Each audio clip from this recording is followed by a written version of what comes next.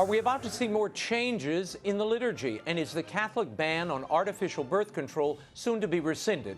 The Papal Posse, Robert Royal and Father Gerald Murray return with analysis. And later, critic and author Michael MEDVED joins me to discuss the state of Hollywood films and his latest book, The American Miracle, Divine Providence in the Rise of the Republic.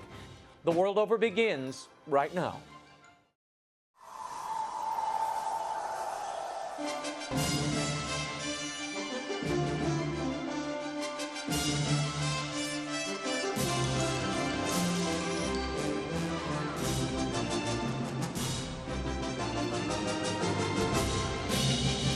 Now, from Washington, D.C., Raymond Arroyo. A warm welcome to all of you joining us in the United States and the world over. Father Gerald Murray, Robert Royal, Michael MEDVED, and Stephen Marachi are all straight ahead. If you'd like to comment on tonight's show, send me a tweet. I'm at Raymond Arroyo. I'll be live tweeting throughout the show, or you can email us at worldover@ewtn.com. Here's the brief news from the world over this week. As President Donald Trump and the First Lady met with Hurricane Irma victims and first responders on Thursday, Floridians are coming to grips with the fallout from that Category 3 storm that battered most of the state. Nearly 10 million people have been without electricity, just under half of Florida's population. Officials warned it could be another 2 weeks before power is restored. An estimated 25% of the homes in the Florida Keys were destroyed, and 90% sustained damage. About 110,000 people remained in shelters across the state. Irma is being blamed for more than a dozen deaths, in addition to 4 in South Carolina and 2 in Georgia. At least 37 people were killed in the Caribbean. We ask you to keep all those people in your prayers.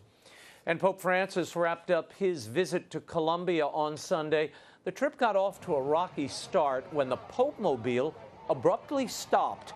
The Pope was knocked off balance and his head slammed into a metal bar on the vehicle. He ended up with a black eye that became darker since his return to Rome. A cut on his eyebrow dripped blood onto his cassock, bruises and all. Francis carried on. On the papal plane, he later joked about the incident, saying he'd been punched. Hope that shiner clears up soon. And as the Church prepares to commemorate the 50th anniversary of Humanae Vitae, Pope Paul VI's landmark encyclical forbidding artificial contraception, a secret commission approved and appointed by Pope Francis has been convened to study the document. Rumors of such a commission were reported earlier this year, but were only confirmed after a Vatican memo was leaked to Italian media. The memo states that a 4-member commission will promote a comprehensive and authoritative study of Humanae Vitae to, quote, deepen understanding of the encyclical. Archbishop Vincenzo Paglia, the president of the Pontifical Academy for Life, has since had to defend the commission's work. He's denied that it seeks to reread or reinterpret the encyclical in a way that would allow contraception. We'll unpack this very important story and how the liturgy of the Church might change, or at least the sound of it, later with the Papal Posse. And some good news. Father Tom Uzunalil was released from captivity this week, 18 months after being kidnapped by Islamic militants in Yemen. ISIS jihadists abducted the Salesian priest during an attack on a missionary of charity home in Aden. The 56-year-old cleric had been serving as chaplain to the sisters there for 4 years. Videos of Father Tom had been released by his captors in both May and December. They showed the priest bearded and frail. Well, Father was released to the Salesian brothers in Rome for a few days before returning home to India. On Wednesday, Father Tom had an emotional meeting with Pope Francis.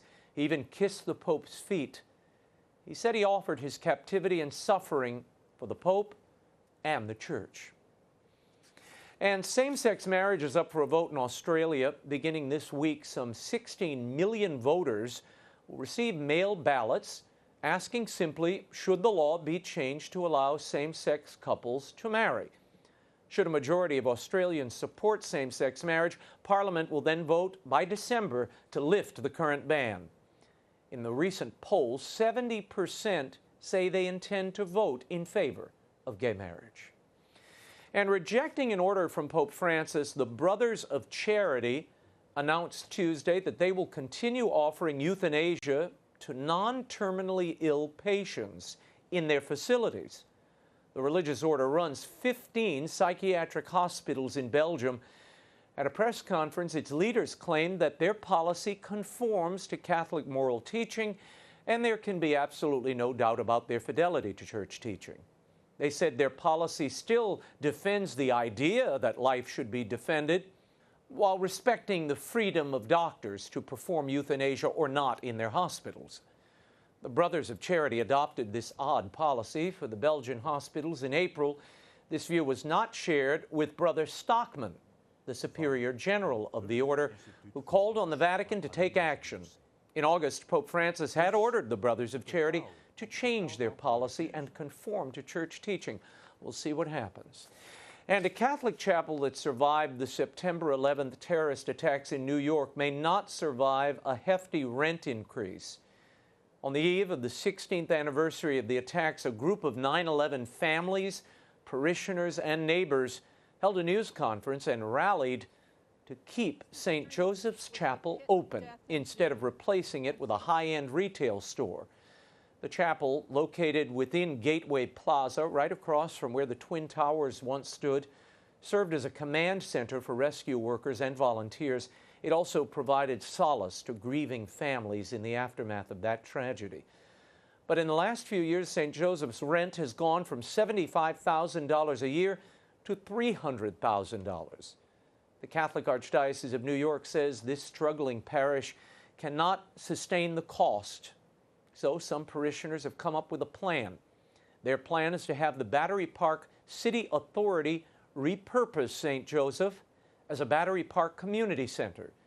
New York City Council member Margaret Chin, who attended the news conference, called on Governor Cuomo, who appoints members of the Battery Park City Authority, to step in and save the chapel. And finally, back in Florida, one nun has gained worldwide attention for doing her part to clean up debris following Hurricane Irma. Miami-Dade police caught Sister Margaret Ann on video in full habit, taking a chainsaw to several downed trees. The discalced Carmelite was cleaning the roadways around Archbishop Coleman Carroll High School near Miami, where she is the principal. Miami-Dade police posted this video of Sister Margaret Ann hard at work on social media. The post reads, "Acts of kindness like Sister Margaret Ann's remind residents that they're all part of the same community. Thank you, Sister, and all our neighbors that are working together to get through this. As the saying goes, preach the gospel. If necessary, use a chainsaw." I love that. She's getting it done. God bless, Sister. When we return, the Pope has issued a new directive on the liturgy, and he is questioning Donald Trump's pro-life credentials. The Papal Posse, Robert Royal and Father Jerry Murray, are here to break it all down when the World Over continues. Stay right there.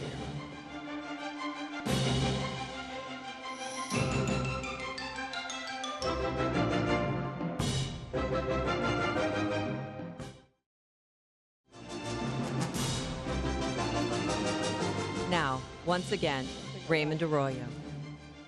Welcome back to the World Over. Pope Francis issued a new law on the liturgy this week.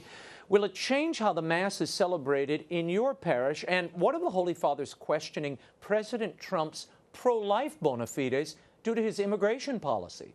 And might Paul VI's encyclical Humanae Vitae, dealing with artificial contraception, be retooled? To analyze it all is the Papal Posse.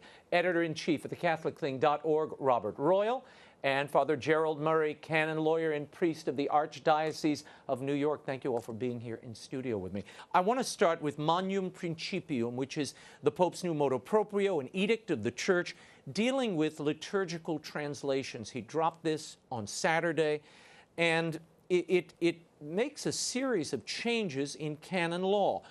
Before we introduce people to what it actually says, why do this now, Robert Royal? That's a very good question, and I wish I had a very good answer for it. I think that what we can see basically is this is a further extension of what the Holy Father has done since he became Pope, and that is that he wants to reach out to the peripheries. He wants to invite bishops' conferences in various parts of the world to adapt the liturgy so that what is good in their languages and in their cultures can be brought into the church. The danger, of course, of doing this is that the Catholic Church is a universal church. The name Catholic means universal. And in a time like ours, where there are so many polarizing elements, not only in the United States, but around the world, the danger of this is we may begin to see kind of a dissolution of that unity and then bishops' conferences pulling in different directions. Well, we all remember the liturgical battles over translations, the vertical language, the inclusive language that Mother Angelica spent most of her public life battling. These are things that happened in the not-too-distant future. Some look at this and think this might reignite those translation battles. Might they, Father Gerald Murray? Well, the new law that the Pope has written means that local bishops' conferences can now translate the Latin texts of the liturgy and then approve it and then send it to Rome for Rome's confirmation of that. So not Rome's adaptation or changes, but well, the presumption in the new law is that if it's done locally, if it's faithful to the text of the Latin, that it will get Roman approval. Now, the question is, what does fidelity mean? Is it creative fidelity or is it literal fidelity? And how extensive will be the review of these translations by the dicastery that deals with sacraments and worship? I want to read this canon to the audience and share it with you. We'll put it up on the screen. Here's what's changed.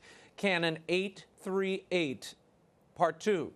It is for the Apostolic See to order the sacred liturgy of the Universal Church, publish liturgical books, recognize, and here are the changes, adaptations approved by episcopal conferences according to the norm of law, and exercise vigilance that liturgical regulations are observed faithfully everywhere. Going on, Part 3 reads, it pertains to the episcopal conferences to faithfully prepare versions of the liturgical books in vernacular languages, suitably accommodated within defined limits, and to approve and publish liturgical books for the regions for which they are responsible after the confirmation of the Apostolic See. It seems to put a lot more of the power of translating the process back in the hands of the local bishops' conference. What is the problem with that from your perspective? Well, I think you're right that this is intended deliberately to decentralize a good deal of the power that Rome has had about the liturgy. My worry about all of this is that this is not a great time for translations in general. The King James Bible is made roughly around the same time as Shakespeare exists. Translations, as we know since Vatican II of the liturgy, are sometimes painful, sometimes flat, uninspiring. And the whole purpose of the liturgy, of course, is to worship God and to lead people to the divinity. So as we try to accommodate to people around the world, that's a good thing. We want them to be able to understand exactly what is happening in the Mass. But the mysteries of the faith are not easily translatable into vernaculars. And so we have to be quite vigilant about exactly what we're doing. And we know from what happened after Vatican II that things can go very much awry. Father Jerry, at the very top of this document it says, and I want to pick up on what Robert was saying, it says that this is all being done according to which liturgical prayer be accommodated to the comprehension of the people. The comprehension of the people is one of the benchmarks the Pope is setting forward here with this new adaptation of canon law. What does this mean to Liturgiam Authenticum, Benedict XVI's rule and law, that liturgy translations adhere to the Latin and are faithful to it? And are the bishops equipped to translate these documents and precious texts in a proper way? Well, what it means, and for a number of reasons, that we're entering into a new phase, I think, of liturgical battling, because when Pope Benedict issued the latest English translation of the liturgy, It was received very well by most people. It was, in my opinion, it's a beautiful translation because it reflects the Latin, but it was based on a philosophical outlook which said the Latin is normative, not only language-wise, but theologically and for the history of the church. We are the Latin Rite Church, the Roman ritual. Therefore, the translation should reflect the Latin as closely as possible. Now, philosophically, if a bishops' conference says, no, we want a vernacular that's in very common, ordinary English that's going to be immediately understandable by everyone, well, then a lot of theological concepts are going to get watered down or thrown out or ignored. That's a big problem. Let's say one word, consubstantial. That used to be translated as one in being. One in being has a different meaning than consubstantialis in Latin. That was recognized by the revision that consubstantial was put in.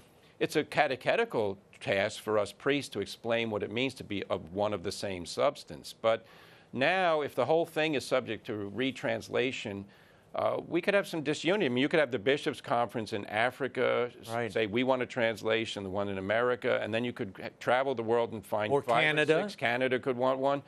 For the Latin liturgy of the one Roman Church, there should be a unified translation which reflects the reality of what the Latin original says. I hope that that will be kept. Robert Royal, does this make the Catholic Church essentially a cafeteria institution where the liturgy is concerned? You might go to Canada and hear one translation. You might go to Bermuda or the Bahamas and hear an entirely different translation. That's the danger, of course, here. And one of the things I was struck by when I began to read the document is right at the beginning it refers back to the document Sacrosanctum Concilium of Vatican II, which is about the liturgy. It was the very first document that Vatican II produced. And it spoke in terms of accommodating. Now, in Latin languages, Italian and in Latin, it means something a little bit different than just sort of dumbing down, which might be the danger, as Father was just saying. But the thing that you could say about that original document in Vatican II is that it, in addition to making the liturgy understandable by modern people who don't necessarily know Latin, it also encouraged bishops to bring up the level of the laity so that they could participate in Gregorian chant, they could understand the Latin liturgy. So it's a two-way street. The understanding isn't simply to reach people at the very lowest cultural level that happens to exist at this moment. It's also to bring people into that high understanding of the sacred mysteries that the Church has developed. To elevate the mind and the soul. I always tell people this about Shakespeare. You wouldn't dare to change to be or not to be. That is the question, too. You think I should kill myself today? Maybe not. You don't do that. So why do people feel free or have such a strong desire to dumb down what is supposed to be the most sacred, beautiful, universal prayer of the Church? Well, we've got some philosophical differences here, and this basically comes down to the question, who's in charge here? Is it the culture reigning at the moment? Is it the guardians of enlightened thinking? For instance, inclusive language. You know, when the translation of the Catechism of the Catholic Church came out originally, it was going to be a gender-neutral type thing. The word man was banished. Fortunately, that was stopped, and the Catechism is accurate, the translation we got. But there's a philosophy there which says when Jesus said something regarding, the man who leaves his wife or whatever, and then we can't be specific about man or woman, we have to speak in general. That's a philosophical thing. Philosophy underlies all translations, and the Church, since we're the guardian of revelation, the philosophy has to be realism. What a word is in one language, find the closest equivalent and use it. Don't create a whole new vocabulary because you say, well, people don't need to hear that stuff anymore. They don't know what it means. If they don't know what it means, it's an indictment you haven't taught them. Well, there were great cheers this week from some in the Catholic media, I use that term lightly, who were cheering this document, saying this will be a return. We can go back to the language we had in the 70s when everybody enjoyed what was said, knew all the responses, and it didn't feel funky in my mouth when I said, thank you for entering under the roof. I'm not worthy that you should enter under the roof of my mouth. That's so awkward. People were tweeting this to me this week. Well, if you have a literary mind and you have a little broader understanding of what's happening, first of all, that's a gospel quote from the Scripture. Secondly, the roof of your mouth, like the roof of the centurion's house, has allegorical meaning that if you reflect on it, it means something deeper and can. What is really at play here, and what does this mean to the Roman liturgy? Well, if you took the document as written, just literally as written, there are any number of phrases that are safeguards, fidelity to the Latin, unity of the church. Who's going to ensure that?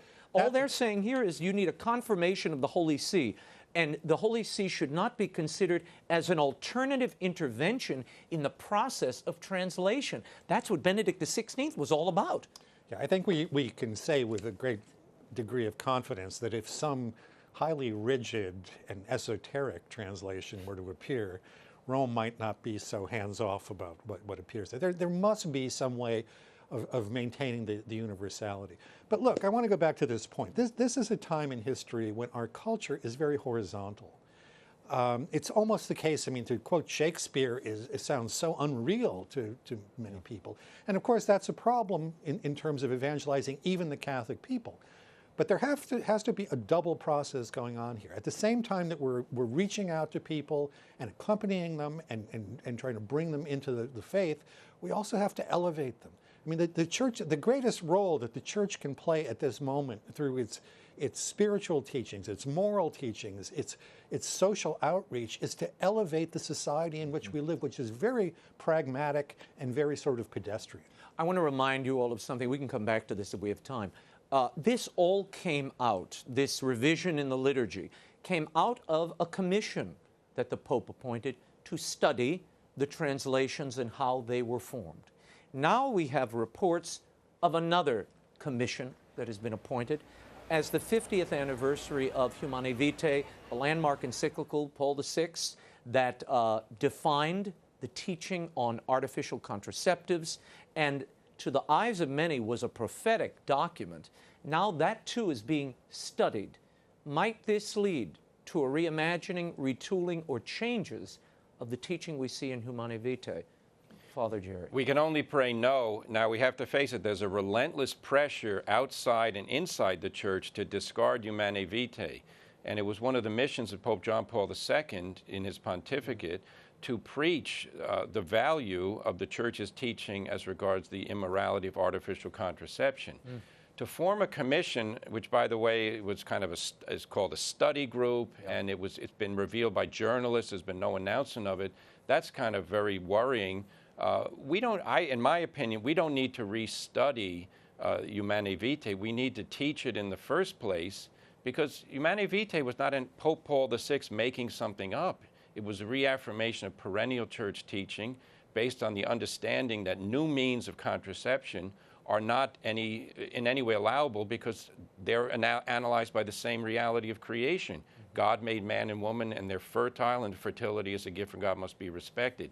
If there's any hint that there's going to be any change on this coming out of this commission, we're in for a very, very big storm. Well, I think we've got more than a hint. The commission's, the leader of the commission, one of the members of the commission, Monsignor Marengo, in an interview in July, said, quote, Humanae Vitae must be placed in the context of everything important and fruitful in the church, and that the church has said on marriage and the family during these last 50 years. That means what to you? And might this be more of, to quote this liturgical document, accommodating the comprehension of the people, Robert Royal? Yeah, Vatican officials have been playing down this. In fact, they denied that there was a commission on Humanae Vitae in existence for quite a while. But it's clear from other reports that we have that this shadow commission is being given access to all the files having to do with Humanae Vitae. Secret archives. This is quite extraordinary. Yeah. And what the benefit of this is going to be is very hard to see because, look, as with the liturgy, large percentages of Catholics are not in church on Sunday, don't respect Catholic teaching about contraception. If you wanted to be popular with these people, you could just abolish the Sunday requirements and say, fine, contraception is fine. Whether that would really bring anybody back into the church, whether it would elevate anything, is very, very doubtful. And as with Amoris Laetitia, the attempts to restrict these so-called small pastoral changes, that there are circumstances in which things that have been regarded always as absolutely immoral in the church can be kind of accommodated or even what God wants. I think that this is going to create a confusion and actually a flight from the church. I hear it. You probably do too. I hear it from people who are readers of mine. Father Gerald Murray, when I read this, the alarm bells, my Amoris Laetitia alarm bells go off, and I start hearing the same cries for change, a drumbeat of commissions and analysis, and people pressuring the Pope to do something. What we saw in Amoris Laetitia, it has provoked confusion, whatever is there. And I think we're getting a better picture of what the intention was on marriage and family. Why have a study like this if you're not going to fundamentally change the teaching? Well, the thing is, Pope Francis has reaffirmed Humanae Vitae and speaking about Pope Paul VI, and he said how he was prophetic and heroic in doing it. So the Pope has not personally questioned Humanae Vitae at all. The question is, though, what pressures does he listen to? Right. You know, there are always discordant voices. We know that this theological dissent on Humanae Vitae has been a cancer in the Church for 50 years. So if the Commission is out there to study and explain better to people why they must adhere to this teaching, then I'm all for it. But, you know, there's an old kind of Washington principle. You know, commissions get formed, the results are already determined before they're formed, but then they serve as kind of a buffer zone.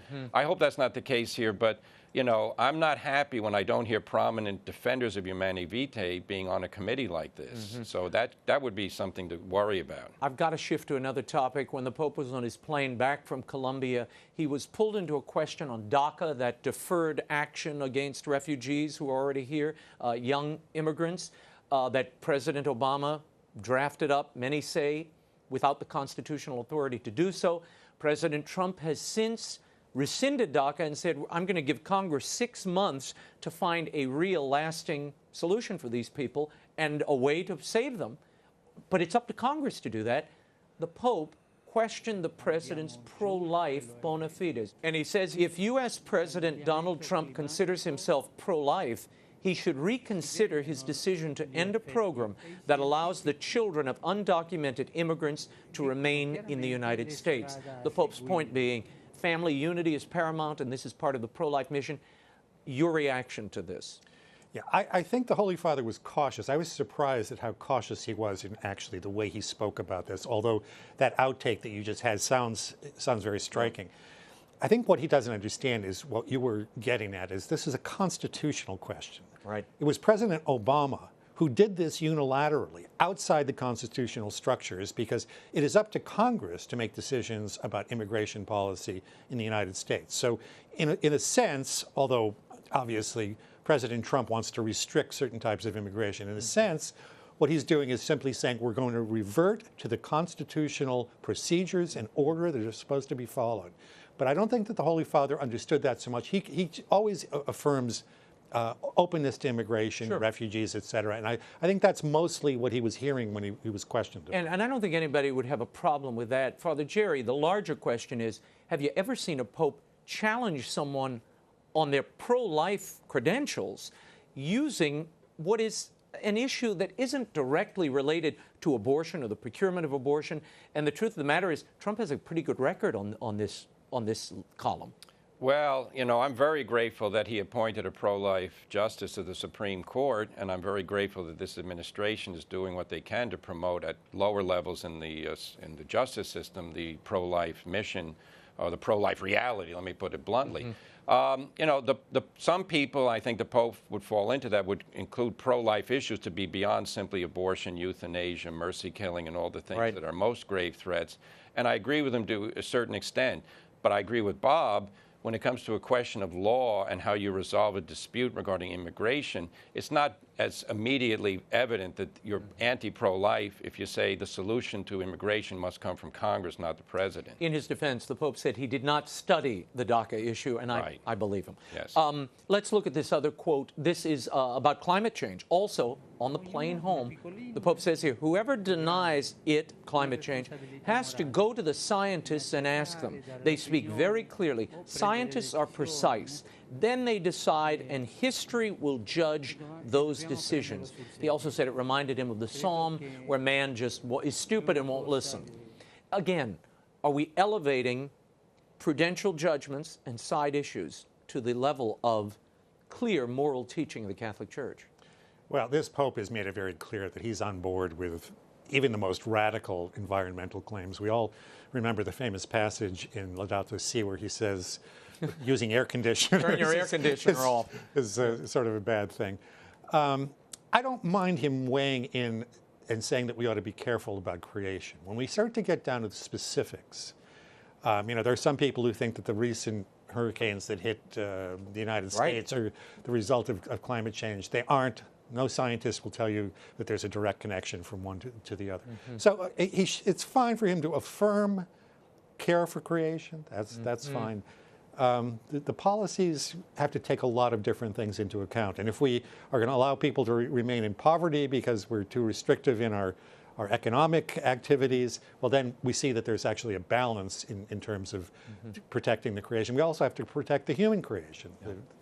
Father Jerry, the final word on Yeah, on that, absolutely. We should listen to scientists, but not every scientist agrees that man-made climate change is a reality to the extent that it requires massive restructuring of the human economy that we have in the world. So, yeah, I think the Pope, as Bob says, he has a contribution to make, but the helpful thing would be if all scientists were able to be heard and participate in that discussion. Final topic, these Belgian brothers who own hospitals, they had a policy of accommodating euthanasia in their hospitals.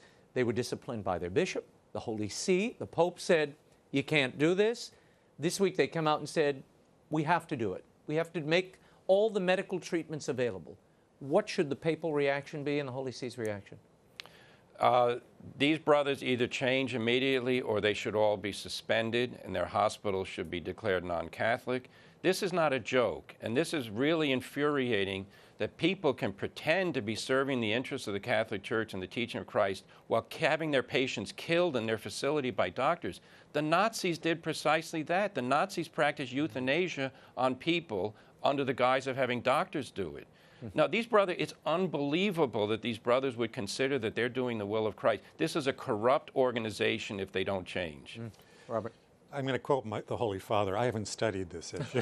But I have to say, I've read in the recent news reports and analyses that actually the brothers are resisting the board, which is a lay board. Right. The lay board kind of has just said, no, we're not going to follow Rome's lead. And the head of the order has said that he is against euthanasia. So I think we're going to have to see a little bit more how this plays out, but I think Father is exactly right.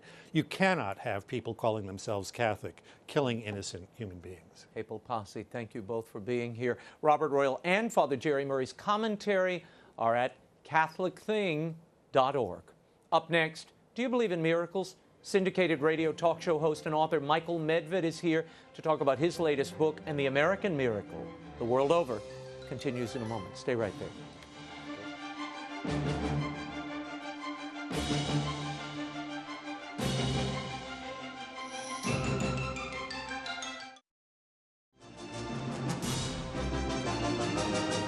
Now, once again, Raymond Arroyo. Welcome back to The World Over. My next guest, syndicated radio program, reaches over 5 million listeners coast to coast. He's here to talk about his latest book, now in paperback, The American Miracle, Divine Providence in the Rise of the Republic. We'll also talk about the culture, the dismal summer movie season, and a couple of new movies. Welcome back to the program, best-selling author Michael Medved. He joins us via satellite from Seattle. Michael, thanks for being here. Oh, what an honor, Raymond. Great to speak with you. Oh, it's always a pleasure being with you. I want to start with the book. In the book, you start by explaining how even our most secular founding fathers really had this belief, this conviction, that the hand of providence was somehow involved in America's rise. You quote Lincoln from his first inaugural, and it says this, intelligence, patriotism, Christianity, and a firm reliance on Him who has never yet forsaken this favored land are still competent to adjust in the best way our present difficulty. Could this be a key to carry us through our current woes, do you think?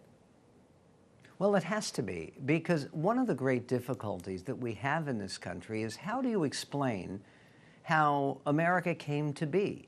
The most popular explanation today, at least in the universities, is that, oh, America was rapacious and evil and exploitative. And slavery and genocide against Native Americans and exploiting the environment and destroying this and sexism and racism. And okay, the problem is that every other country in the world, particularly Spain and France and Portugal and other colonial powers, were much worse than the United States, but without the same result of power and prosperity.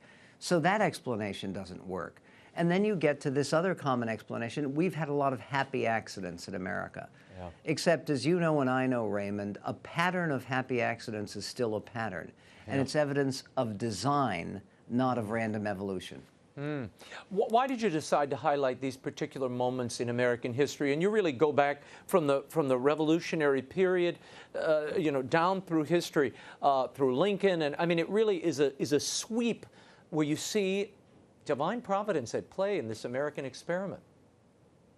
Well, what I focus on is a series of 12 stories that were seen by contemporaries as evidence of God's hand and God's intervention, beginning with the Pilgrims, who were blown 250 miles off course to almost precisely the right place, one of the very few places in North America where they had any hope of survival. And they were very, very aware of all of these signal indications of divine favor because there had been previous attempts to start British colonies, as in Roanoke in 1585, that had failed miserably. Yeah. And you go through the Revolution.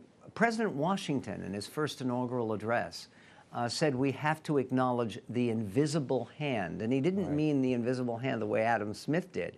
He meant the invisible hand of God that had allowed America to emerge. And you see, one of the things that people acknowledged is we often look back and we think, look at these founders we had.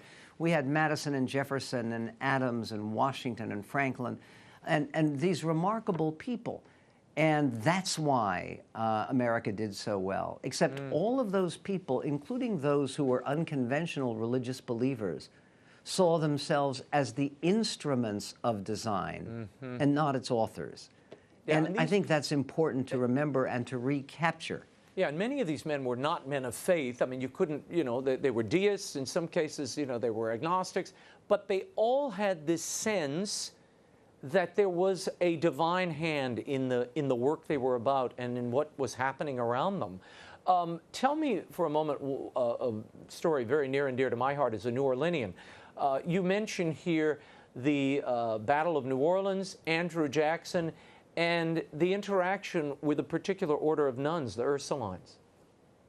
Yeah, the entire story is incredible. And one of the things that's amazing is, do you know that January 8th used to be a national holiday to celebrate the amazing American miraculous victory in New Orleans? Yeah.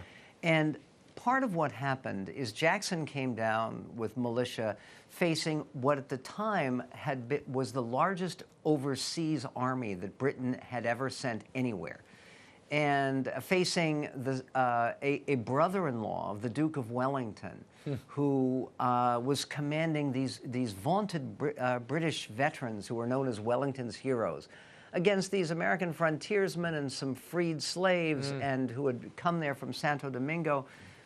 The entire story is so astonishing. And one of the parts of the story that I hadn't known before I started writing The American Miracle, is there was the oldest convent in North America was the Ursuline convent in New Orleans, which is still there. Yeah. And the nuns began praying and fasting the night before the battle.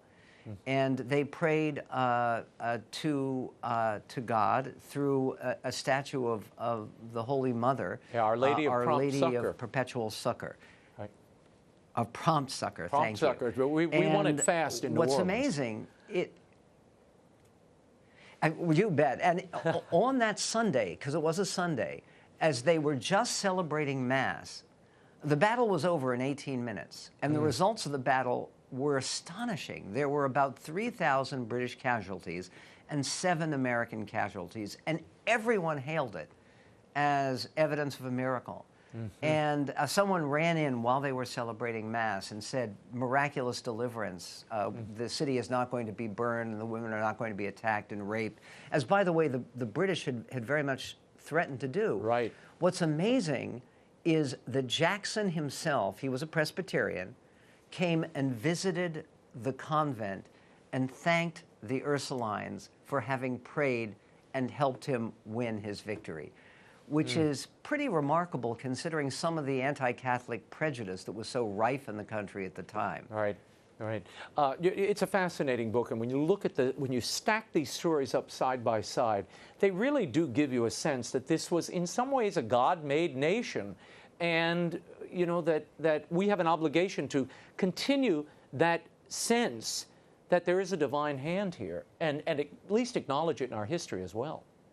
Well, that's entirely right. And Raymond, part of the reason I wrote American Miracle is because a great deal of our national future and the health of our culture depends upon inculcating gratitude rather than guilt.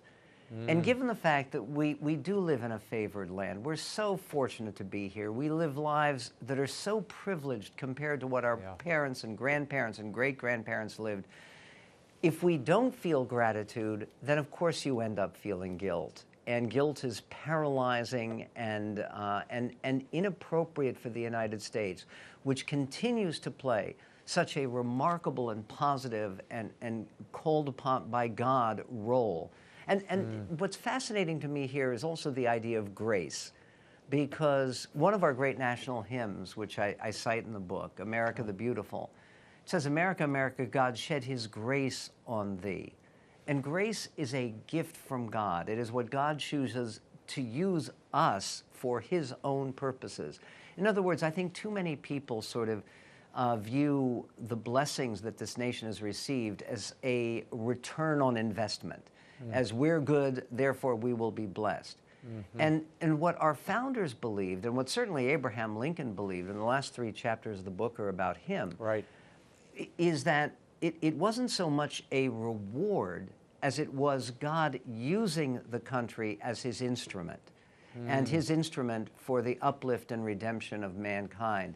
And toward the end of the book, I quote Pope Pius XII, who right after World War II actually said that America has been called by God to serve the world with great and noble deeds. And that was a quote that I found because President Reagan frequently used it. Invoked it, yeah. I want to shift to something less noble, and that would be Hollywood and some of the films we've seen tumble from it over the last few months. Considerably not less noble, I think. Yeah, I'll say. These box office numbers are pretty dismal for the summer. To what do you attribute that? Is it tech? Is it just bad movies or endless sequels and remakes that we've seen this season? It's all of the above. But I think it actually shows something deeper that is not an encouraging sign in our culture. We don't have dating anymore. Part of what has sort of preserved the movie business is that it was a place where young people who were seeing each other could go out. And it wouldn't be as expensive as going out to a dinner, and certainly not as expensive as going out to a concert or to a play. You go to the movies. Well, first of all, movies have gotten more expensive. And secondly, with our standards today, kids don't see each other. The equivalent of a date is talking through Skype, or going on to social media, or checking out somebody with Facebook. And also the whole idea, people hook up and they hang out. And the notion that you're going to go together and escort a young lady, if you're a young man looking for a young lady, to a movie is sort of quaint. And when you put on top of that the fact that movies are so expensive today, I mean, in many places it's $12, $15 per ticket. And you put on top of that the fact that the movies have been so lame. I mean, so many truly terrible movies. One of the exceptions from the summer, Dunkirk, was suitably rewarded. But so many of them have been. They did a movie called King Arthur that featured Jude Law and Charlie Hunnam, and it's just unbelievably horrible. No, I mean, how can you louse up the story of King Arthur? Even the trailer looked bad for that one. I want to talk about one of the big breakout hits of the summer or the post-summer, It, based on the Stephen King novel about a homicidal clown. This is breaking all kinds of records. You did not like it. Why not? No, because, first of all, it's a low-budget film, and the Stephen King novel that it's based on is 1,000 pages long. And the film is 2.5 hours, and it feels like it's 1,000 pages long because it is unvaried grotesque demonology. In other words, part of the problem with the Stephen King worldview is it contrasts with what I believe to be the most effective horror movie ever made. The most effective horror movie ever made, in my opinion, is the old original version of 1973 of William Peter Blatty's The Exorcist. Yeah, friend Peter and Blatty. It's effective because it's good versus evil. There is the exorcist is in fact heroic and makes sacrifices to defeat evil. Here, the evil is uncontested virtually. Yeah. There are 7 13-year-olds who are supposed to be standing up against this killer clown who emerges from the sewers, and in the first 3 minutes of the film, rips off the arm of a 4-year-old as he bleeds to death. The movie is rated R, and one of the things that's shameful to me is they're selling it to 13-year-olds who technically should not be allowed to see this at all unless accompanied by a parent, and any parent who would take their child to see this is committing child abuse.